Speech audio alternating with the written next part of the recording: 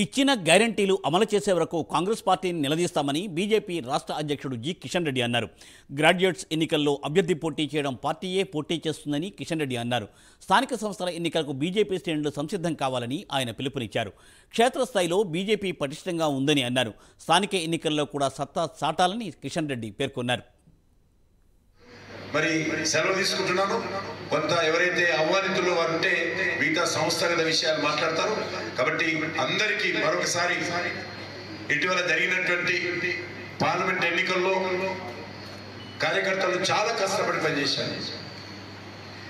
మండు టెండలో లెక్క చేయకుండా భగభగలాడుతున్నటువంటి సూర్యుని కూడా మరి ఆయనతో స్నేహం చేస్తూ కార్యకర్తలు చాలా కష్టపడి గత పార్లమెంట్ ఎన్నికల్లో తెలంగాణ వ్యాప్తంగా పనిచేశారు.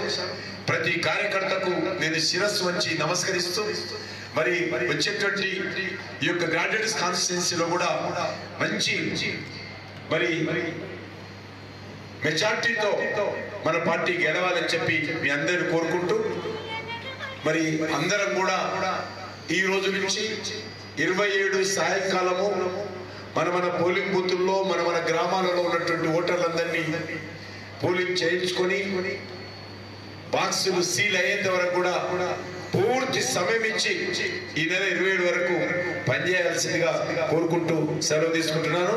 భారత్ మాతా